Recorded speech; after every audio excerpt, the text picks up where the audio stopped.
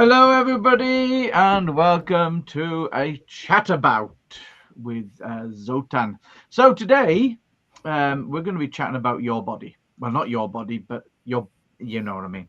So we could talk about Mick's body because at the moment he's been invaded by some sort of man flu, and he's not very well. So even though he doesn't say much at all, hardly ever, he's going to be saying even less today, but he will be able to use his little digit to control the bells and the whistles. So, so if you've got any questions, whack them in the chat, and basically we'll be happy to discuss them. Because today we're going to be talking about the body, we're going to be talking about aches, pains, we're going to be talking about sport, we're going to be talking about lots of things with Zoltan, but unfortunately, Zoltan's stream isn't exactly brilliant. He's down in that there London where they have obviously got crap internet compared to Yorkshire. All right. So, and I welcome to Zoltan. How are you? Thank you. I'm very well, Gareth. Let me just wind up the computer to give it some extra. You need to feed the hamster.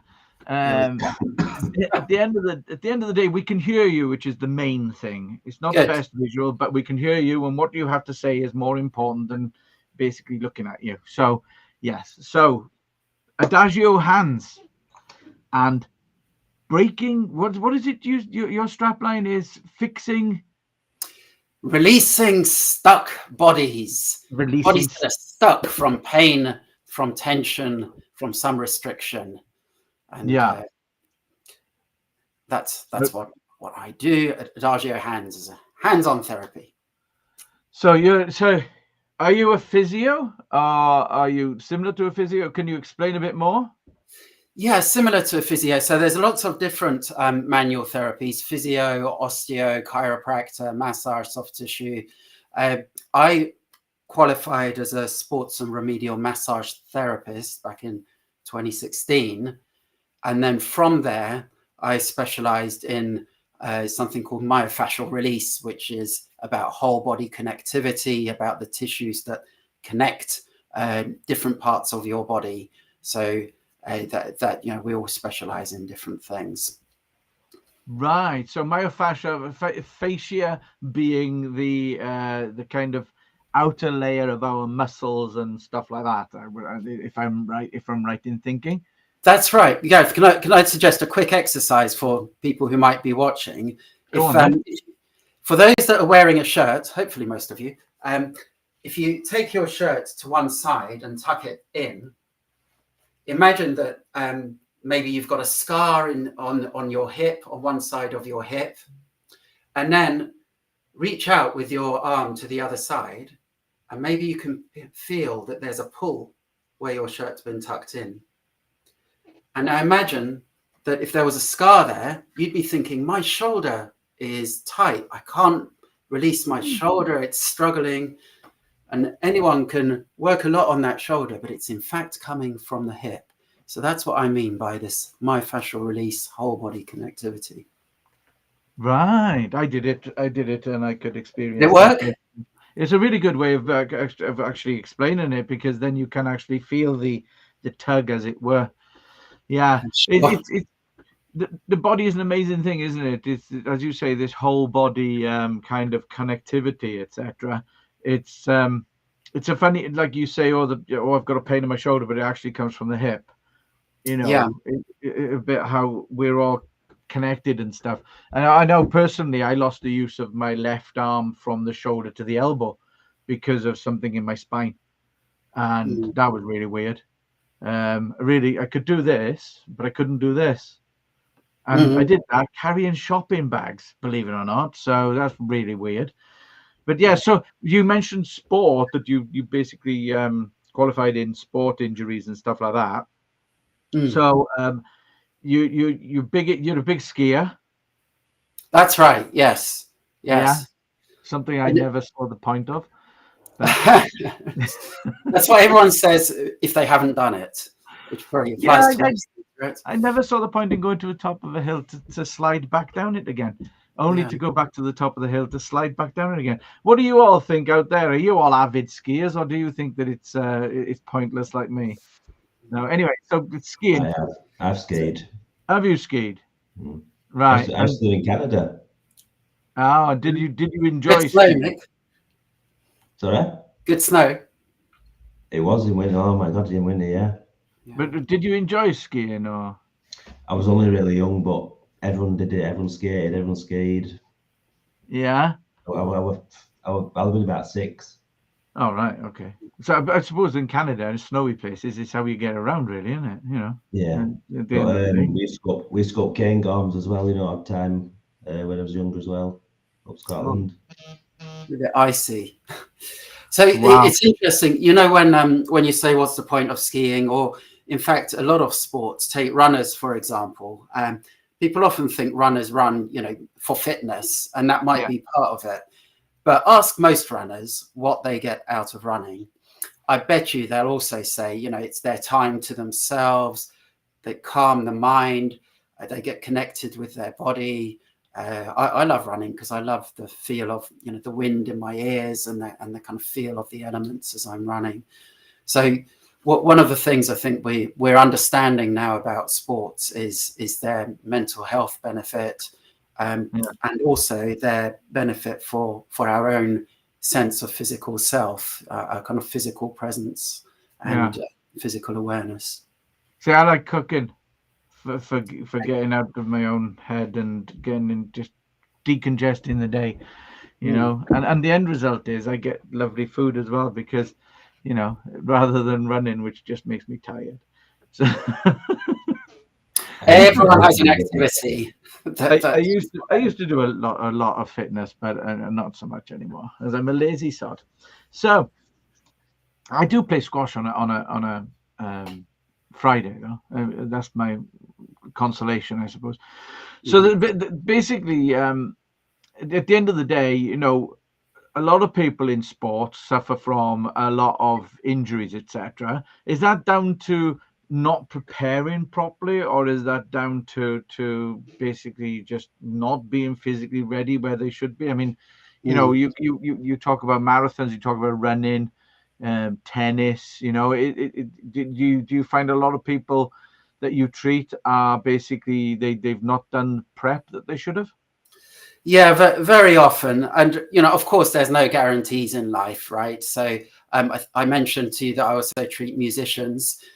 80% of professional musicians experience a serious musculoskeletal issue over the course of their careers. And how's that then?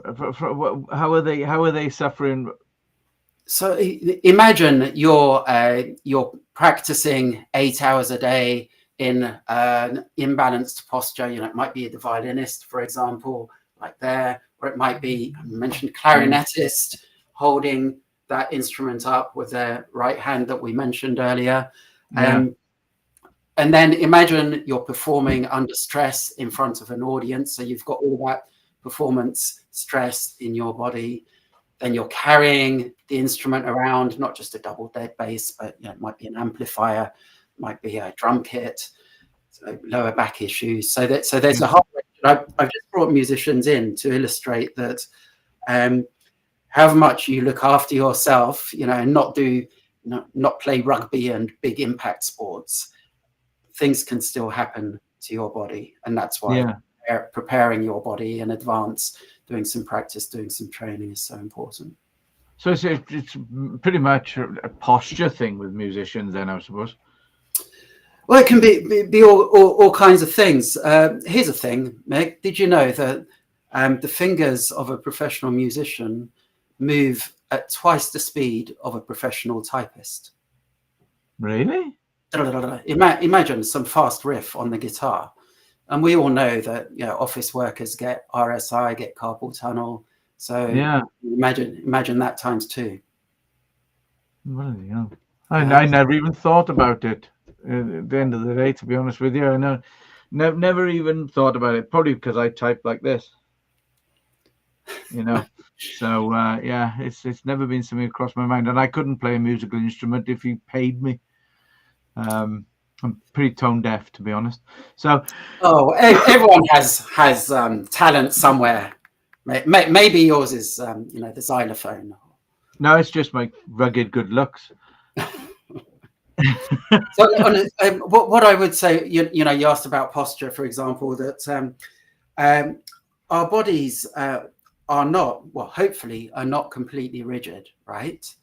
And they're also not completely flaccid. There's somewhere in between. And on my YouTube channel that you've kindly helped me with, thank you. I use this a lot as an illustration. It's a resistance band. Some of you may know it from rehab exercises or from the gym. Yeah. And some people's bodies, you know, they'll be massively taut like that, right? It could snap. And others people's bodies are kind of a bit limp like that. So the tissues are completely relaxed. And most of us are on a spectrum somewhere between them. So if you imagine, if you go out to play sports and you've just spent a whole day like this, sitting slumped at the computer, then your body's not going to be in a state of connectivity, of awareness. It's going to be far more susceptible to being to having injury. And likewise, if you're super tense, you go out for a run or you go out to play football and your whole body's rigid, then again, it's going to be susceptible to injury. It's not going to have that resilience, that bounce. If something happens, it'll break rather than bend and return. So I work a lot with getting people into that right state of attention for their activity. Does that make sense? Yeah, you've got a good way of explaining these things. I will say, Zoltan, you've got it's quite using a rubber band and a t-shirt to explain how our bodies work. I do kids football, and I'm always impressing into them the importance of warming up correctly. Yes. And, you know, they're always trying to cut corners, but it's really important. But it's amazing though, when you're little, when you're younger, you know, you do tend to bend and stretch easier. And yes, it's as you get older that you tend to you don't bend and stretch as much. I know me now. I need to strengthen my knees up because I play squash and every week. But it's they say that most knee pain is caused by weakness, you know, rather than actual there's something wrong with you. So basically, I've got to get my knees strengthened up. And I have found that by doing strengthening exercises that actually my knee pain is getting less and less. Gareth, can I perhaps suggest that it often helps with things like warm up to understand what's going on mechanically, because otherwise you're kind of doing a warm up and you're thinking, well, kind of I could get away with not doing this. What's the point? So could I give you a couple of technical things that are going on? Go on then. When you move your joints, so when you warm up, when you do this kind of mobilization, similarly with your knees, it actually generates synovial fluid, which is the oil in your joints. So do this for half a minute and you will literally have more fluid in your joints. So when you then go to play squash or same with your knees, there'll be more fluid, more bounce in the joint. It won't be the bones grinding. It's never the bones grinding together, but there'll be a lot more oil in that joint. Yeah. So okay. That's the reason why we warm up rather than, let's say, stretch before exercise. So were you doing a manipulation like this for 30 seconds? If you do that, yeah. I would advise, if you play squash, absolutely do roll that shoulder and also roll the knees, and importantly, roll the ankles. The Achilles is very susceptible in playing squash because of that impact, change in direction. Yeah. So all the ankles. I shall give that a try and see if I actually get to beat Marcus, because one of my biggest problems is that my hand-eye coordination, for some reason, has gone to pot, and I keep it in air. So I need to juggle to get my hand-eye coordination back. It's a good activity, isn't it? It's a practice makes perfect. And by the way, something else that occurs to me, because I'm sometimes asked, I see a lot of for knees, for example, post ACL reconstruction. If someone's had an ACL tear or even an ACL rupture, that's a ligament in the knee for those that don't know. I was going to say, what is an ACL? Because I hear about it in professional sports all the time, and I it's a cruciate ligament often goes in skiers, in footballers, and then where is it? It's inside your knee. It's inside Okay. your knee. It connects your thigh bone with your shin bone, essentially. And Okay. it keeps the knee close together. And here's the thing, but not just that. People even with arthritic pain in their knee, they're given strength exercises, and you think, well, why would I do strength exercises if I've already got pain in the knee? And here's the thing, if I can show you again, I hope this helps. Imagine that your knee is these two bones, right? So this is your thigh bone, this is your shin bone. And when you bend your knee, this is what happens. If your knee's not strong, if the muscles in your knee aren't strong, then instead of this nice tracking, you get instability. And so you get friction there, and you get abrasion between the cartilage of those bones. Right. So that's why you want to strengthen things, so everyone's nicely in place, and then the joint nicely moves like that. So I need to carry on with my knee exercises. Yeah. So strengthening the muscles around the joint actually helps to stabilize. The stabilization then prevents that abrasion, that slipping around the joints. Yeah. Yeah. It's fascinating. The body is a very fascinating thing, isn't it? I mean, the stuff that we do to it and we take for granted, yet it still recovers and basically does what it's supposed to for us. I mean, Mick's got a weird hand, but at the end of the day, he's got a weird finger look. Yeah. The poetryans, musicians often get it as well, and it links in with the tissues that go up to the shoulder. It's connected with frozen shoulder, so the two often come together. All right, so that's connected all the way up to there. Up to the shoulder. Imagine these tissues again. I hope I don't sound like a broken record, but so your muscle may end at the elbow, but the tissues, of course, like your skin, for example, doesn't end there. It goes on and on. So this comes all the way up to the shoulder and then up into your neck. And so tightness in that ring finger usually very often connects up into the shoulder and into the neck. Wow. So that's what it is. You need to loosen your neck up a bit, Mick. Make your finger go funny. Or stop your finger going funny. So basically, when you're talking about sports, a lot of sports that you enjoy, are you looking forward to the London Marathon, which I believe is very soon? Are you good? Have you ever entered? I am. I ran the New Forest Marathon, Gareth. Okay. I like nature. I like being connected to my surroundings, seeing horses and trees and so on. And I didn't fancy so much running past my office at mile 20. Yeah.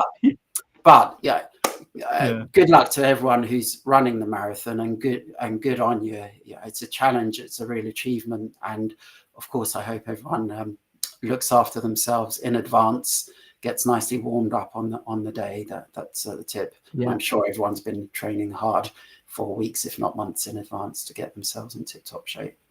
Don't forget to do your stretching. We've just found out how important it is at the end of the day. But I think it's on the 21st of April, I believe. If I'm wrong, please correct me in the comment section. But I believe it is. And then we got Wimbledon as well. Are you a tennis fan at all? Yes. Any tennis fans out there? Are you a tennis fan? I am very much. And, I often cite the case of the difference between two of the big giants, Federer and Djokovic. And a lot of people have views on which one they prefer.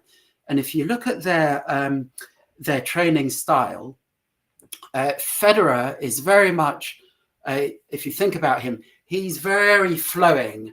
And if you ask him how he trains, he'd kind of say, well, I play tennis. That's my training in broad terms. Djokovic, he has an exercise for every muscle in his body. He's got this exercise, and he's very precise and isolates every muscle. So if you watch his tennis, he's far less of a flowing player, but of course he's still very precise. And the big debate is which of them is the greatest of all time. both methods work. It's just that they have very, very different approaches to training, very different philosophies. Yeah, yeah. It's my sister's a big fan. She plays. She's, I shouldn't really say 60 something now, but she plays, and she really, really, really enjoys it. And I think it's helped keep her healthy, because it's a hard sport, difficult sport for physicality, because of all the direction change that you're doing. Yeah, Constantly changing direction, and going back. It's like shuttling on a very small area, yeah. shuttle running. And yeah, it's oh, I You've think got a Yvonne's comment on Federer. I think it's coming in favor of Federer, isn't it? yeah, I think that Yvonne's got a soft spot for Federer there. That's it. You know, from what you say, so of course, common tennis injuries, people often talk about tennis elbow. You can get tennis elbow in a lot of different situations, but wrists, and then, frankly, lower backs. Imagine all that torsion in your lower back as you're going up to make that serve. And look at the greats. How many of them have had lower back issues, hip issues? Look at Andy Murray.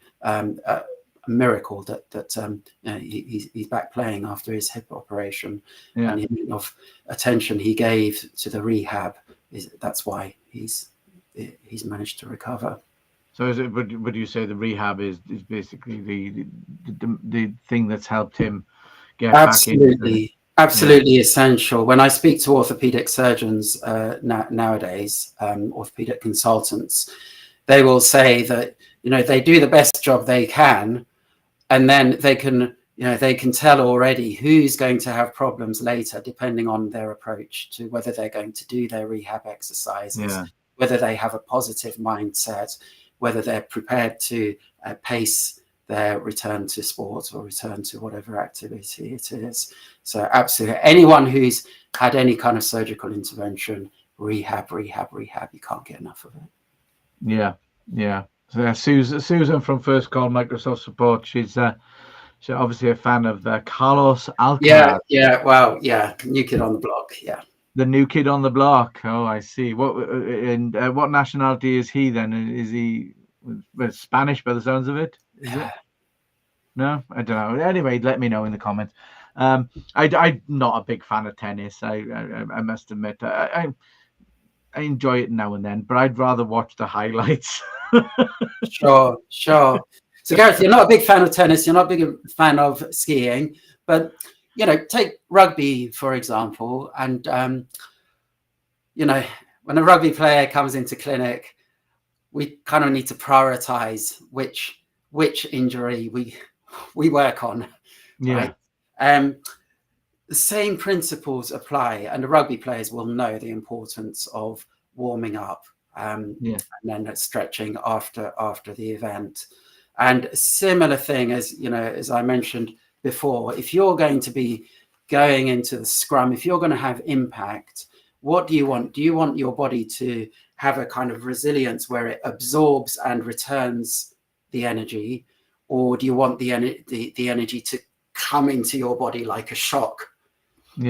So how your body is so important for them preventing that energy to go into a joint or into a bone or into a muscle.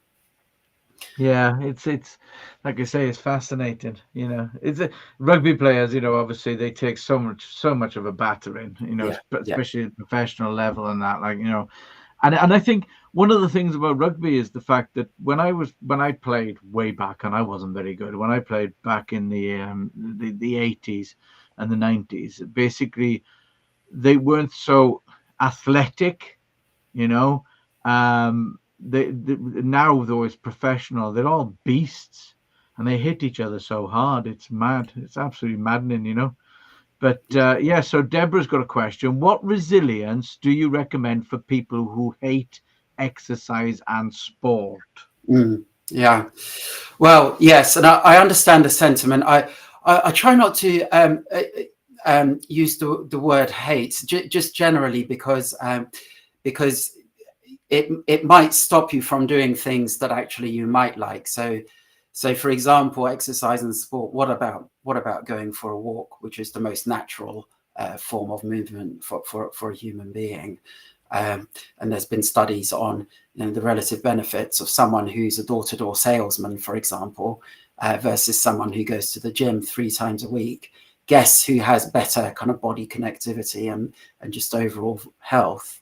Yeah. So I don't know, Deborah, if what you dislike, but maybe walking is something that you might like to do, and that will build your resilience. That will build your whole body connectivity. So from your lower back to your legs to your shoulders, and then, of course, to have body resilience, you need to do something physical, even if it is sitting and scanning your body for where it feels tense. So kind of meditation. So maybe that's something you might like to try. Literally sit, close your eyes, and scan from your head down to your shoulders. You might like to do this right now, through your chest, through your stomach, through your back, through your hips, through your thighs, through your knees, through your calves, to your feet. Just scan to where you might feel discomfort, where you may feel tension. And then even without exercise, you can perhaps be aware of where that tension is and start to resolve it. You say you're a fair weather walker. So yes, I get it. Even you know, at its most basic, even getting up every hour to make a cup of tea or have a glass of water will help your body not get stuck. And if it's not stuck, then again, it's more resilient. It's more able to respond to things that life throws at it. Yeah, we've lost Gareth, so I'll ask. In the preview videos, you mentioned that you deal with a lot of musicians and stuff, but you're hoping to get some new sports as well, new sports people coming in, new musical instruments. What are you kind of after? What are you after? So anyone who's watching, if you have an exciting, interesting sport or interesting musical instrument, then do drop me a note. I'll be delighted to hear from you, just to understand what issues you might be facing, or we could look at what kinds of things you can do to prevent issues from arising. Let's see. We've lost Gareth, haven't we? We have, yeah. I'm just going to put into the chat your details, then people can catch up with you. Should I keep talking, Mick? Yeah, you keep saying what you're after. So all your regular sports and regular musical instruments, I guess I've probably seen. So running, cycling, skiing, of course, squash, tennis. But maybe there's a sport out there that you do that is less mainstream, that has its own sets of issues. Chances are, in fact, I can guarantee the things we've been talking about will apply there as well. Having that good resilience, having that good body connectivity, warming up before the sport, stretching afterwards. Similarly with musicians, if they're only watching, of course, I see a lot of pianists, guitar players, violinists. We mentioned the clarinet earlier. Had a French horn once, oboists. But what other musical instrument is there out there that might be challenging to play, that might come with its own set of body mechanics that we could look at? So maybe that's something we could look at. Yeah, that's great. And just, can you say exactly how you got into doing this? Because like you say, you come from a musical background. How did you get into the physio side of it? Yeah. I see there's a question about computers, so we'll come to that, Mick. So thanks for asking. I got into this. Well, I grew up playing a lot of music and sports as well. And I guess over the years, as an adult, I actually had an office job working in environmental protection. I loved it. But however much I tried to resolve a couple of injuries, I couldn't seem to get to the root of them. And I don't know if this applies to people watching, sometimes you have an issue, you go to the GP, they send you for physio, you do the exercises, didn't really help. You then at some point say, I want to sort this out. You go and see a consultant, they do a scan, they send you for physio again, still didn't really help. You get dejected, then a few years later, you try again. And eventually I thought, gosh, there must be some way of resolving. So I actually ended up training up and pursuing training until I figured out what was going in my body and a lot of other people's bodies. So for me, it was, I grew up playing piano all my life, no problems. Then as an adult, I tried to teach myself guitar, and I got a wrist issue that I just couldn't shift. In my sports, I was doing a lot of Shotokan karate, and I just couldn't get into position in my hip, however much I tried. I had all the technique, I had all the fitness, but something that just kept stopping me from really feeling comfortable. And again, it's something that needs some hands-on work. That's what resolved it. Okay. Thank you for asking. And I said, all therapists. Sorry. Sorry about that, guys. I seem to. I was not even kicked out. I just was not able to join. It just put baby in the corner. Nobody puts baby in the corner. Nobody puts baby in the corner. I mean, it just great. Yeah, I could see and hear everything that was going on, and I was thinking, what the heck's going on? Yeah. So anyway, Patrick Swayze, Gareth. I mean, if you ever, how fit he was and how well toned and how athletic he was, back in the 80s, and back in the 80s, it was all about muscle definition and working out and tone. Nowadays, it is a bit more. We've understood a bit more. Think Tai Chi. Think of everything we're learning from the East. Far more about body connectivity and joining it all up rather than isolation. Shall we get to this question, because someone's taken the time to ask us a question about that. So look, when you're at the computer, and I've got a video up on this somewhere, make sure that you have a good desk ergonomics. So make sure that you have the desk is at the height of your elbow, so your arms are straight. Make sure that your screen is eye height. So that means not looking down at a laptop. It means having a screen that's detached from your keyboard. So you need a remote keyboard.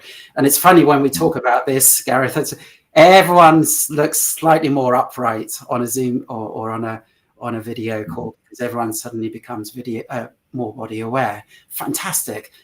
My job is done. So if you find you're still looking down, then get a screen riser, raise your screen.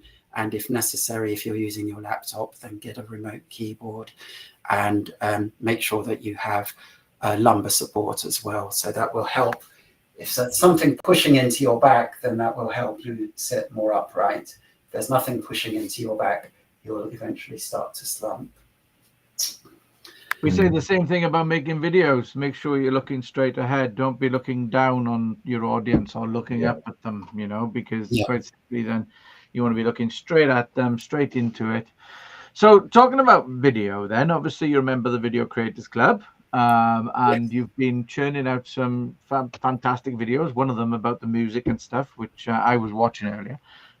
So how are you finding creating and using videos? Is it, improving your business? Is it easy enough to do once you've had the right kind of instructions and stuff? Fantastic. Yeah. Thank you, guys. Thanks, Gareth. Thanks, Mick. So, I love, first of all, I don't know if others feel this. I love being part of the community, the Video Creators Club community. And I think for a lot of us, whether it's through sport, through music, or through our business, we need that community, that peer support, that accountability. So I'm enjoying those monthly calls, that bit of banter, a bit of technical input, a bit of accountability. And I'm always wondering, well, what have I done? What have I taken on board, in between meetings? And then, of course, there is the technical. So, you know I still need to do my thumbnails to make. Thank you, Gareth, for your comment on my videos. I like to think they're quite informative, and I need to get some more engaging thumbnails that you've kindly explained how to do that. So that's my next project. Yeah. Well, this week is the creators meeting, and actually, what we've got lined up is we've discovered a piece of software that you could take long form videos, throw it in, and then it'll generate shorts for you automatically using AI. OBS Studio, we've basically now got a few things to tell the members about plugins, so that when they do their transitions to, for example, like the end screen, it's a little bit more fluid rather than being just a cut. So yeah, and we've got quite a bit to talk about this week at the creators meeting. So any members who are watching, you know, bring a pen and pencil. I'll bring a pen and paper, because you're going to be taking some notes. But we are also going to be creating everything that we're going to talk about on Wednesday is also going to be a tutorial inside the library as well for members as well. So we'll be making tutorials about that. But yeah, looking forward to it. And Gareth, can I say that because if we go back to this question on computer use, I hope those comments on ergonomics were helpful. Yeah. But then there are specific exercises, and it's a bit like being part of the Creators Club. You can get some generic exercise advice on what you need to do, but then actually joining the club, or watching a video, being part of it, will help you identify the specific things that you need to do. So I find that very valuable, and it's a similar thing in the world of rehabilitation and manual therapy. Yeah. Your job is very visual anyway, so video is a great medium. So yeah, if anybody who's got a visual product out there, or even just wants to improve their communication with potential prospects and stuff like that, then video is a great way to do it. It's show and tell after all. And the other thing as well is it's not geographical, is it, as well? No. Video you can put up on the internet. Yeah, exactly, and it's got multiple uses. It's also, the types of content that we talk about creating, that people they can make, videos for existing customers. They can make videos for marketing. They can loads and loads of uses. So yes, well, that's been really interesting. Thank you everybody for tuning in and watching. It's been absolutely fascinating. Sorry that I got booted out of my own blooming live stream, but there we are. Mick held the fort, even though he's bad in bed under doctor. Even though he's dying a death of man flu, he managed to hold the fort for me. So I'm just putting Zoltan's details in the chat, so we can get in touch. So we'll put all the information into the chat. Have you been doing that? Yeah. And basically, if anybody's got any questions they would like to ask Zoltan, I'm sure he would love a one-to-one, and you will find him on LinkedIn, though he does self-confess not that big a LinkedIn user as he should be. Work in progress. So one of the things I said in preparation for this call is, having patience and trusting the process. That applies to, when you're doing rehab exercises or any other exercise, just or training or practice, a little a day, every day. And the body and the mind are an amazing thing. Things fall into place while you're dreaming, right? It's amazing. So similar thing with Video Creators Club, I think, is, there's so many things we can do. Each time we do decide to do one thing and then build on it at the next month, and by the end of the year we've done so much more. So it's exactly. It's get into that place where it's second nature, isn't it? I need to stretch more before my squash. I know that. I might actually win after again. Mostly, Gareth. After as well. Warm up before stretch. Warm up before stretch. Right. Okay. Right here then. I will. So, okay, well, that's it. Lovely. I hope you all enjoyed that. I hope you all took something away from that. And as I say, get in touch with Zoltan and basically have a one-to-one with him, have a chat with him about different things. Get in touch with us about the Video Creators Club if you're interested. Other than that, that's it, I think. Is that it? Do you want to just say what courses we're doing? Oh, yeah. So, well, we've got on the 27th, because the bank holiday is the Friday. So the 27th of this month is the YouTube workshop. And that's actually going to be from 2 until 4:30, rather than the 12 till half 2. And then starting 5th of April, we've got our Creating Videos with Your Phone workshop. And at the end of April, we've got the OBS Studio workshop, which is what a lot of people now are starting to use for creating really quick, easy videos. So basically, have a look on our website and our courses, look at the Video Creators Club. Other than that, is there anything I've forgotten? I think that's it. That's why Mick's brilliant, because at the end of the day, he reminds me of all the stuff I forget to say.